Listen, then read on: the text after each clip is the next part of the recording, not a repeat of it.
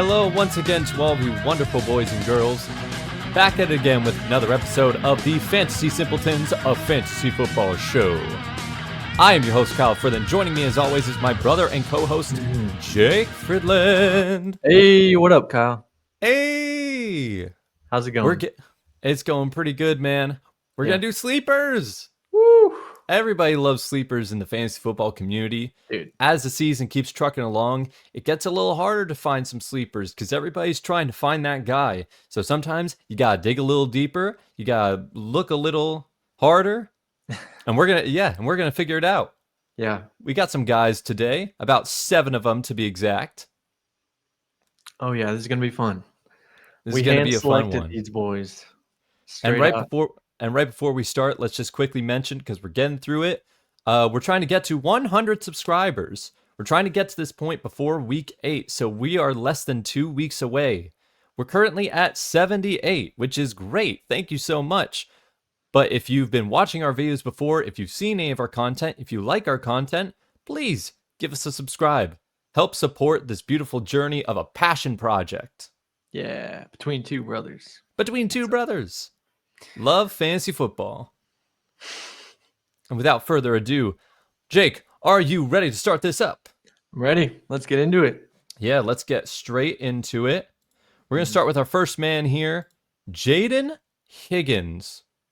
So for me, if you can see on the roster there, he is 23% rostered. We're going to try to go from highest amount of percentage rostered to lowest. Mm-hmm. And that's an easy way to categorize it. But for Jayden Higgins, there was a lot of hype coming into the season for Jayden Higgins as a later pick because he was drafted 34th, 35th overall. 34th, yep. Yeah, to the Houston Texans right at the start of the second round. And a lot of the reports were great. He was looking to be a starting receiver, maybe even number 2. It's just that the offense itself has kind of sucked for a while. Yeah. But it's changing. It's getting better. We've seen over the last couple of weeks that this can turn into a bit of a snowball effect. The momentum of getting those couple wins and getting the offense moving could open up some more opportunities. For Jayden Higgins, I've seen over the last few weeks, his snap percentage has been going up. I think he's a guy that they want to get more involved in the offense. And yeah, I just see him as like a riser moving forward. Yeah, I agree. And I think it takes time with rookies, you know. Yeah. But he's a speedy guy, had, pretty well production out of Iowa State. And obviously, yeah, it's just been kind of slow. He's been slowly rising, but I think he's at the top of our list in terms of rostered percentage. And what 23% rostered is not very rostered. That's mostly Dynasty League stashes is what he's been kind of looked at as. No one in regular leagues has this guy. But I think, like you were saying, he had 4 targets last game. And that's the most that he's seen all season. So I think it's I don't know. I could see the steadily increase coming. And he really is locked in as the number 2 receiver on this team. I think we'll have to wait and see because outside Nico Collins, they have Christian Kirk as well. So I think that's sort of the thing that's in play here. That's the barrier, yeah. That's sort of the barrier to cross. And I think the reason it's kind of low, I think at the start of the season, he was much higher, but once people see that the production wasn't there, he got dropped in a lot of leagues. Mm-hmm. But remember, rookies take time. I think he's a guy that will work his way up as the season goes along. He's already past 50% snap counts, and he's going to continue to increase, especially this week. Check out, maybe he has a bigger game going against a depleted Seattle secondary. Right. Monday night. Yes. Which, by the way, I'm getting tired of these doubleheader Monday nights. They're starting to do them like almost every week now. They got more lined up for the next couple of weeks. Every year it's something, man. Dude, every year they add something new, and I feel like it's cool. but I don't know. I'm so used to having one game on Monday night. It Yeah. just feels so weird. They don't think about us. They don't think about the common man that has to make videos on Mondays. Very They true. don't. That's what it is, man. Dude, it's messed up, but it is what it is. But yeah, Jayden Higgins, the thing with sleepers, not an automatic roster. I think it's just a guy to keep your eye on. Yeah, agreed. See if he kind of steps into that wide receiver 2 role, maybe taking the place of Christian Kirk. I don't know. We'll have to see. Yeah, perfect. We can move on to our next person here. We're going to move on from a wide receiver to a quarterback. And I want you guys to hear me out on this. We got Bryce Young here. Now, I've been watching a lot of Bryce Young. I think we've made it very apparent on this podcast. We're Bryce Young supporters. We're Bryce Young believers. So maybe there is a tinge of bias here, but allow me to try to explain my point. With Bryce Young, I had been watching a lot of the games this season, and I can't sugarcoat it when I say, for the most part, he hasn't been playing great. It's been very poor play throughout the season. I think a lot of that is just a confidence issue. I think it was working without some of your top guys. When they traded away Adam Thielen and they lost Jalen Coker and more players starting to get injured, it was not a great team that was just starting to deplete players around him. But this team has gotten now 2 straight wins off of the back of an incredible rushing attack from Rico Dowdle.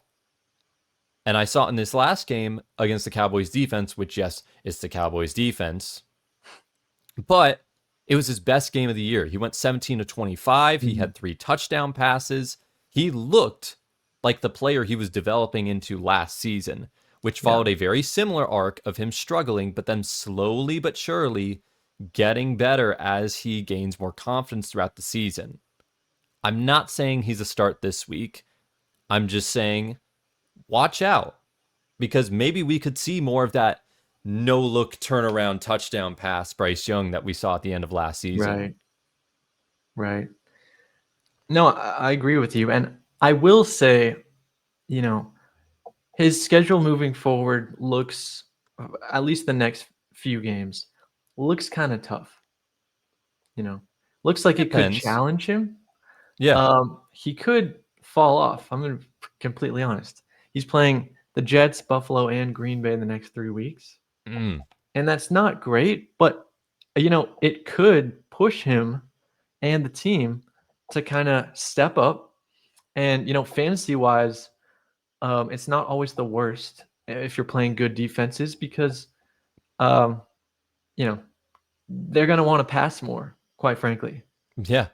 So it could be a good case for him. But yeah, I like him as a steady riser. I think he's very low rostered. 20% is like nothing.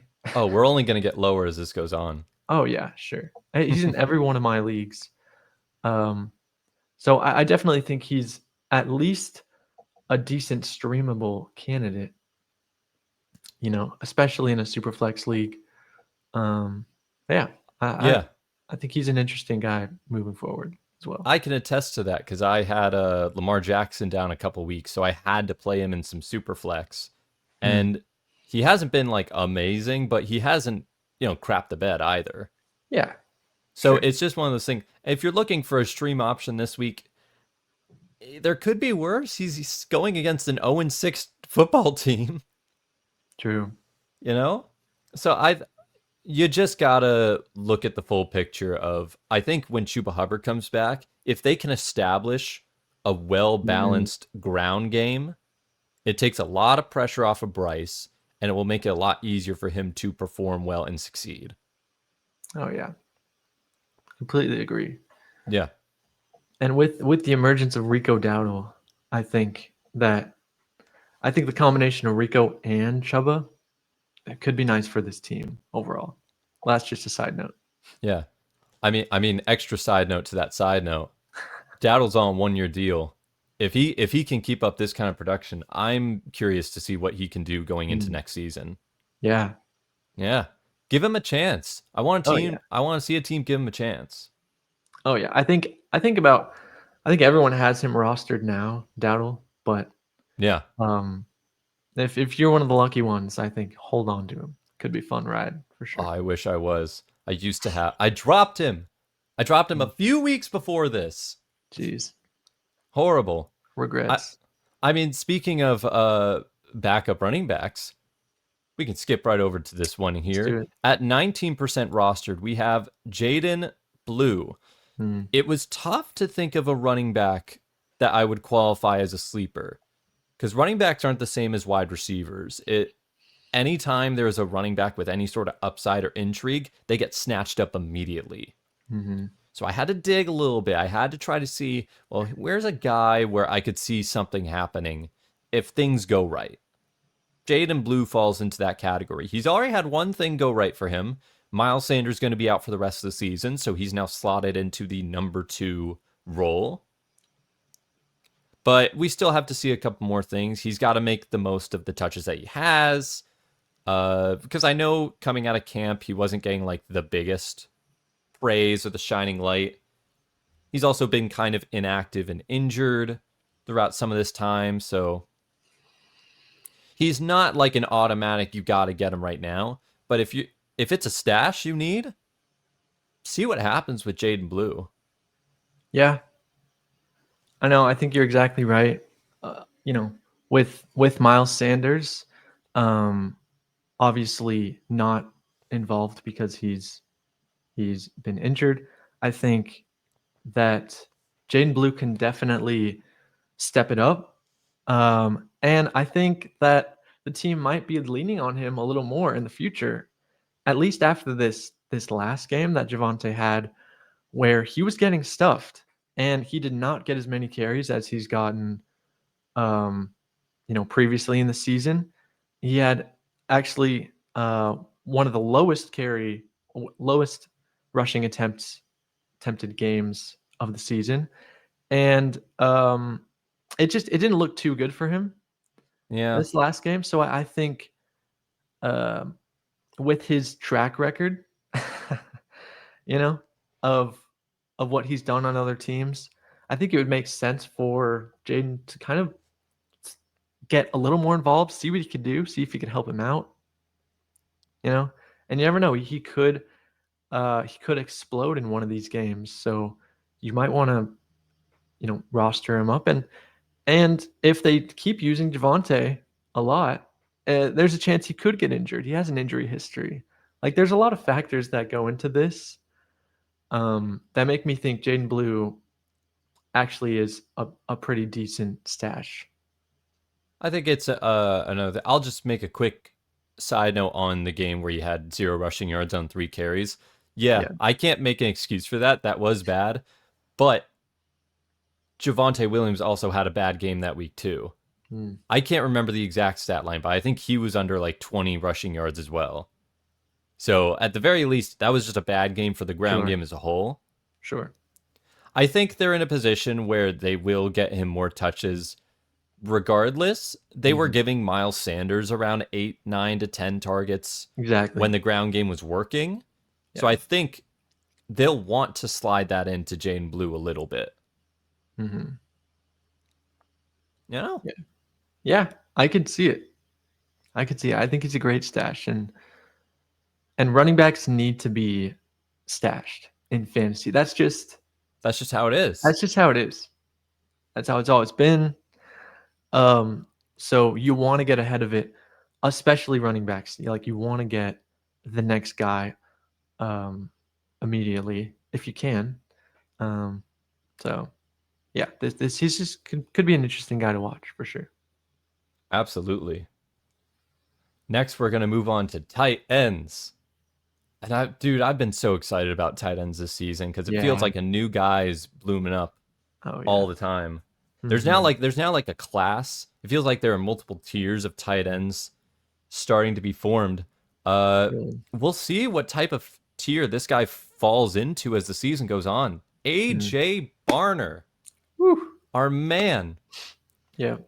Let's take you back a little bit. Let's go back to the draft where everybody was super high on Elijah Arroyo. this big physical athlete. He's supposed to be the version of Noah Fant that we never had when we actually had Noah Fant. Mm-hmm. But then as we're watching the game, maybe he just needs a little bit more time to develop, a little bit more seasoning, or maybe we're just realizing that, oh, snap, we just got a second Noah Fant. And Noah Fant, let's be honest, not great for fantasy. He's an okay tight end, not great for fantasy. Through all of this, AJ Barner, who we both liked coming out of last season as a rookie himself, has turned into a bit of a big play machine on the Seattle offense. Yeah. Yes. It's what?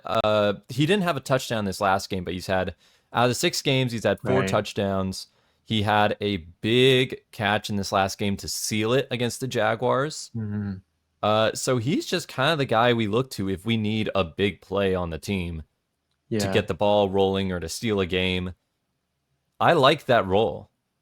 I like it a lot. I think he's got great hands, and his snap percentage is really what's standing out to me. Like, consistently, he's been in the 80% snap percentage, which is like it's like almost every play.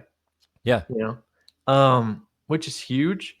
And I think the big thing that's been steering people away from AJ has been the fact that the Seahawks drafted another tight end in Elijah Royale. Forgot his name for a second, but it's he's been doing a little bit, but it seems like AJ's really been taking the bulk of the work. And again, he's not getting a ton of targets. He did have like a record high 7 targets in week 5, which was pretty crazy to see. But I don't know. I think it just consistently he's been getting more involved, and that's simply why we're talking about him. His touchdowns, his snap percentage is just all a great sign, are great signs to see in an emerging tight end. And this being his second year, I think, I think it's a breakout. I was looking for it last year, to be honest. I was high on AJ as a Seahawks fan. And it just really wasn't there. They weren't using him as much. But I see personally, like with DK Metcalf kind of out of the Seahawks, obviously on the Steelers now, AJ's kind of being looked at as that big guy, Yeah, no, that makes perfect sense. Right. And the Seahawks also have another big guy in Torrey Horton, but he's not on the field as much. So I see AJ being that guy moving forward, and just an interesting guy to watch, especially because of the touchdowns. So yeah. I don't think he's one of those guys where I don't think the percentage is going to go up too much. He seems like one of those perfect streaming options every week. Yeah. Where you're kind of banking on a boom or bust sort of prospect here. Right. Because that's what it is. It's the big plays, but he doesn't have a huge amount of targets. He doesn't have a huge amount of like looks he gets, but he plays an important role on the offense. And I think that is especially important to see because it's worked out so far. He's in the top 10 right now. Yeah. He's worked his way in there. Pretty crazy. We'll see how much involvement with touchdowns he'll get as the season progresses. But yeah, it's an exciting time if you're a Seahawks fan because I see so much potential on this offense from the young guys. And they don't even need to be like top options. Keep that to JSN and everyone else can like fill their role as they see fit. Yeah, I agree. Yeah. I agree. As a fantasy manager too,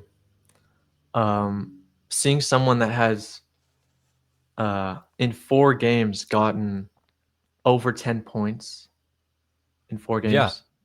That, I mean, as a tight end, that's pretty big. So definitely something to keep tracking, at least keep tracking moving forward. This guy. Yeah. Well, get ready, dude, because that roster percentage is about to drop. We're going to 3 more candidates here. This one's at 3.4%, but a name you should keep an eye on is Isaiah Bond, who is Yeah. starting to look like the number 2 receiver coming out of the Cleveland Browns. I mean, maybe. We know that Cedric Tillman has been out for a couple weeks, so that's definitely been helping. But this was a guy coming out of the college, coming out of that draft process where he was projected to be like a third round pick. That was Second, kind third of round, yeah. second, third round, but he had all this problems off the field that kept him from being drafted. And the Browns took a chance on him because, of course, they did. They're the Browns. They take a chance on every person that's got issues. Literally. But he was one of those guys where when it happened, it's like, okay, we'll see if the talent sticks out. And let me take you through some of this. In weeks 3 through 5, he's had 50 to 60% snap percentage, and this last game it went up to 87%. Yeah. He is now getting a huge bulk of work, and he's getting a huge bulk of touches. They're not resulting in as many catches or as many points. So it's fair to see him rostered this low. I think he's more for very deep leagues or even dynasty sort of leagues to keep an eye on. Yeah. But overall, he's performing very, very well for a rookie that just kind of stepped onto the field a couple weeks before the season started. Yeah, and yeah, like you were saying, I think he's definitely a deep sleeper, like in large part not even rosterable in most leagues. But just an interesting prospect because he has been getting those targets and he has not been delivering on those targets. If he had been, like it seems like each game he's getting used more and more, which is interesting. So they want to get him involved, obviously.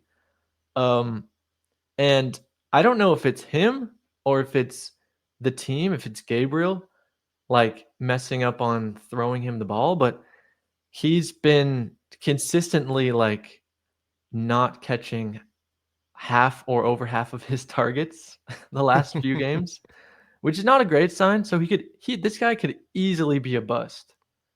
Like, yeah. But the encouraging thing is that, to some extent, the team likes him enough to be keeping him involved, and the Browns need everybody they could get on this team. Oh, the Browns. Oh, they're it's terrible. floundering. Yeah. This is what happens with floundering teams is sometimes you just try your stuff out with new guys. Right. You try to see you throw something at the wall and see what sticks. Sure. So maybe that Isaiah Bond is like a benefactor of that. Yeah. But And yeah, I just this might be a hot take here. Because you could go on theories with what how the Browns could be better all day long because they have so many different things going on. But I think if Shedeur gets a shot, which I think he's gonna this season, right? He's kind of an interesting guy. This is just what I think. I think he, and this is why I would stash Isaiah Bond, honestly, because Dylan Gabriel is an interesting guy. We've only seen him play 2 games. The first game he looked pretty good. This last game he looked absolutely terrible, say the least. And Isaiah Bond has been kind of taking hits. I don't know if it's Dylan Gabriel, if it's him, but basically, I think once Shedeur starts, it could be interesting to see how he gets involved with his wide receiver core, basically, is what I'm getting at.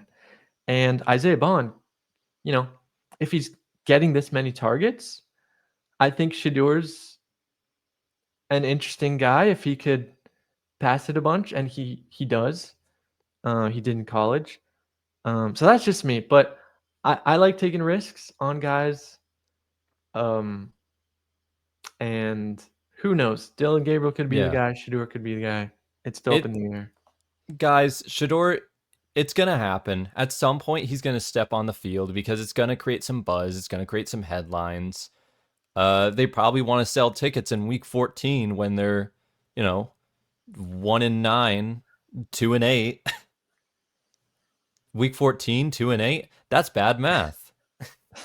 that'd be 2-12. Yeah.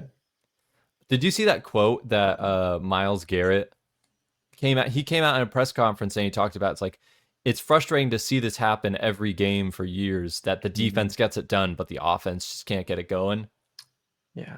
Which is fair, but also you could have left this team. Yeah.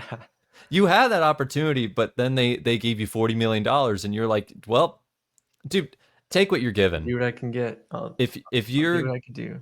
If you are given the crap sandwich, but then you purposely take a bite out of that crap sandwich, you can't get mad at the chef for making it. You knew it was a crap sandwich and you still took that bite. Crap sandwich, bro. You ordered it. Yeah. No, I agree. It's a tough one, but as fantasy managers, you got to hold out hope for these guys, right? And I don't think we actually touched on this, just very quickly, but a big reason Isaiah Bond's even in the discussion is because Cedric Tillman's been injured, right? Yeah. He's been on IR, and I'm not sure how much longer he's actually going to be out. Could be a couple more weeks, could be longer. But so essentially the wide receiver 2 spot on this team is pretty wide open. You could consider Njoku the wide receiver 2, but yeah, that's why he's an interesting option, Isaiah Bond. Yeah. In large part because of the Cedric Tillman injury. So I think there's a guy on here that I think is I think personally might be way more interesting than Isaiah Bond as the season goes on. He's only at 0.7% rostered. It's Oronde Gadsden II. This is and I can understand why he's fallen to this low, because I don't think anybody knew who this guy was before the season started, outside of the deepest of Dynasty. But it was clear that when he came out, when he got healthy and he got in his first game, the team really likes him and they really believe in him. And despite the fact that they have Tyler Conklin and Will Disley, they brought this guy out there and he has been great with the opportunities. Yeah. He's another weapon for them. I think, what was it, in this last game, 6-7 receptions. He did the same thing a few weeks ago when he faced the Giants. Yeah. The consistency might be something to monitor if he can do this week to week, but I'm really liking what I'm seeing from this guy. Yeah. Oh, he definitely had his breakout game in terms of receptions this last game. Eight targets on 7 receptions, which is 8 targets. Pretty crazy, yeah. And yeah, it's just encouraging that. I mean, I think in large part could have been because he could have been utilized this last week because Quentin Johnston was out. You could say that, but it is interesting to note that Will Disley was frankly back. He was back. He was not injured. He was ready to go this last week, and he didn't get the ball at all. It was almost all Gadsden, a little bit Tyler Conklin. Yeah. So that's pretty interesting moving forward, and that's why it was his breakout game, because he didn't really have much competition. But yeah, I know the Chargers like big guys to move the ball. They have Keenan Allen, Quentin Johnston, a ton of younger rookie wide receivers, and Trey Harris and Lambert Smith and all those guys, right? Gadsden's just another guy that I think they could easily utilize moving forward. and that shows. Another weapon in the passing game. Absolutely. Yeah. We'll see as the season goes along to see, because I think the big question is how good can he be? What can his ceiling be as a player? And maybe not like a tight end one this season, but absolutely he'll be a streamable option in certain weeks. Look out for the health of receivers like Quentin Johnston or the other Chargers receivers. And in Dynasty, yeah, go get if he's available. Definitely. Pick him up, because I think there is a bright future there. And we got one last name here, which I think we added this guy because there's a chance he could be a decent, somewhat like big play streaming option this week. Also at 0.7%, Tez Johnson. Man, did not think this would be on my radar.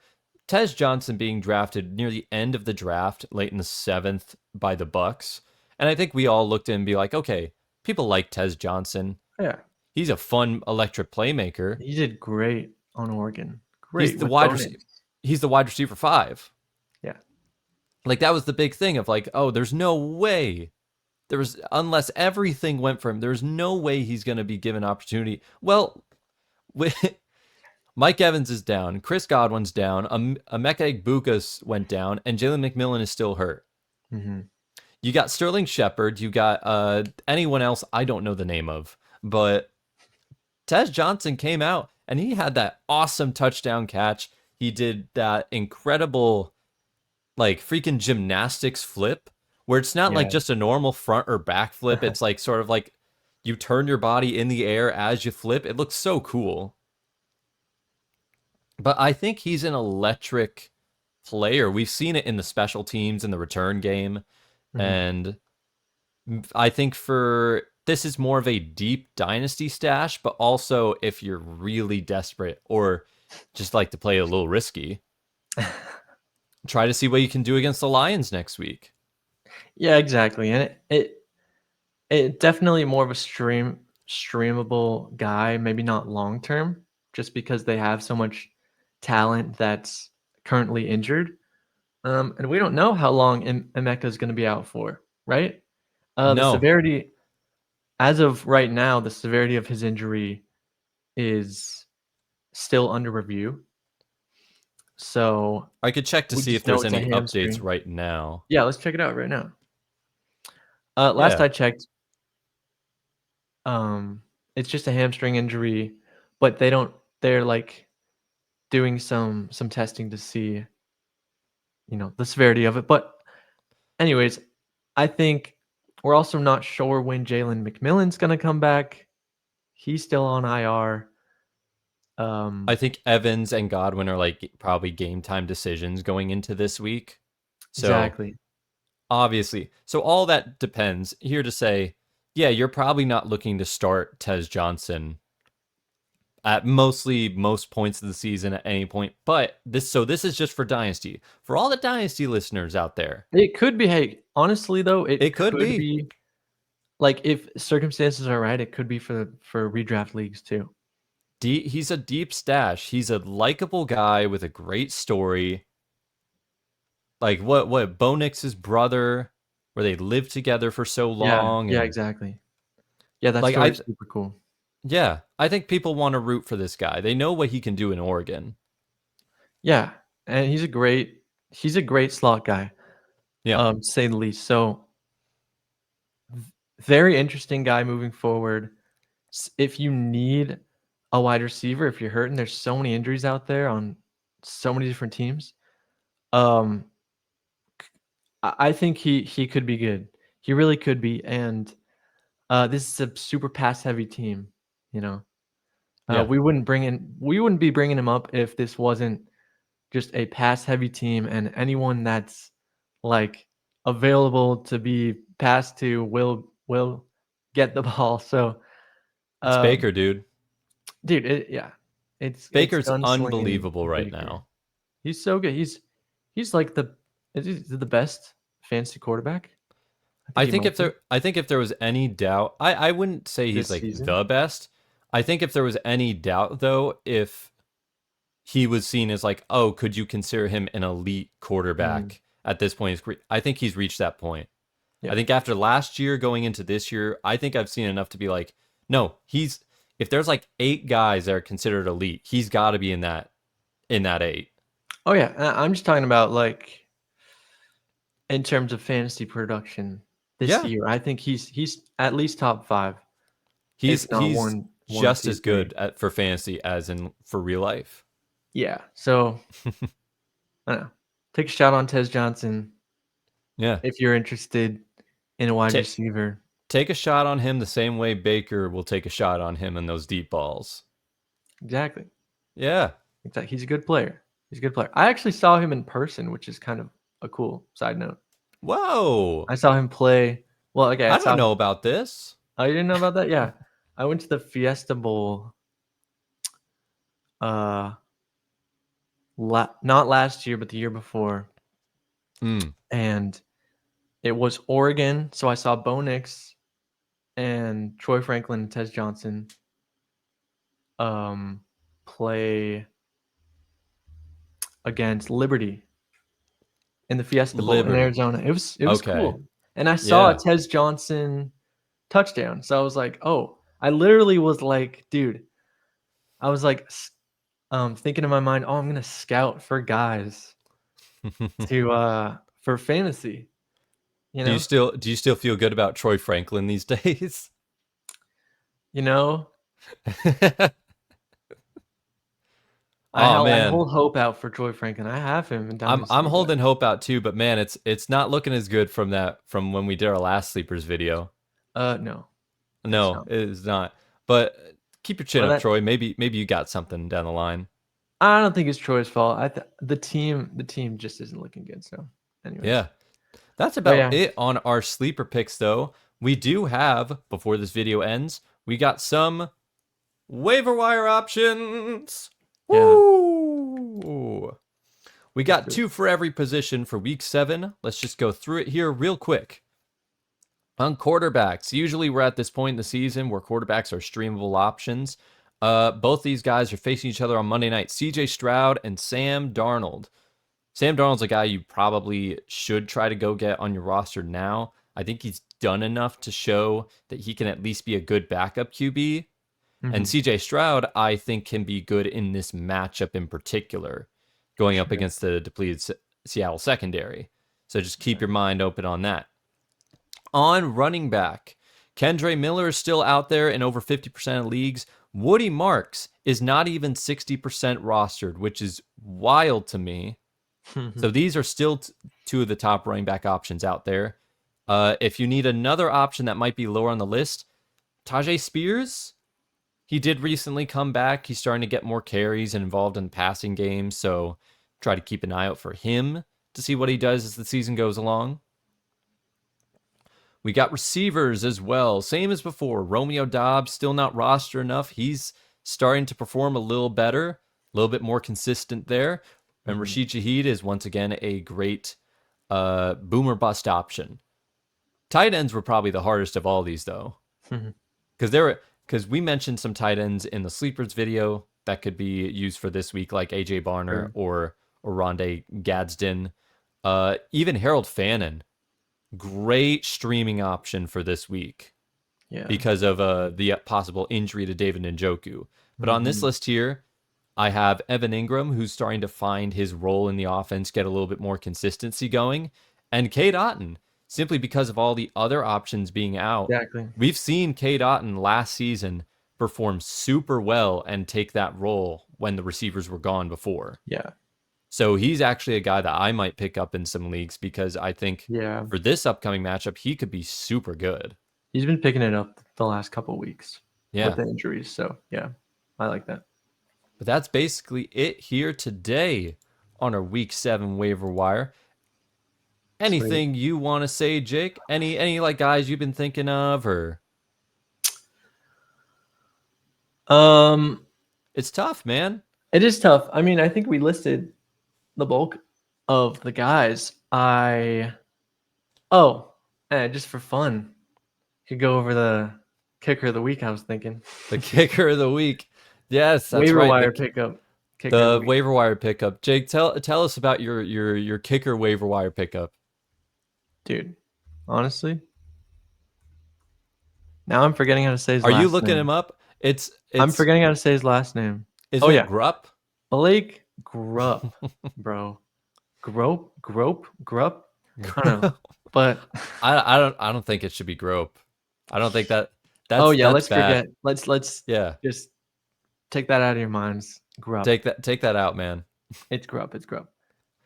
Yeah, this guy's interesting, and I think he's available in most leagues because he was not very good at the start of the season. But the last few games actually, he's been picking it up, and his team is just bad, and that's a great sign for kickers. Okay, Yeah. because they're gonna kick the ball if they can't make it in the end zone.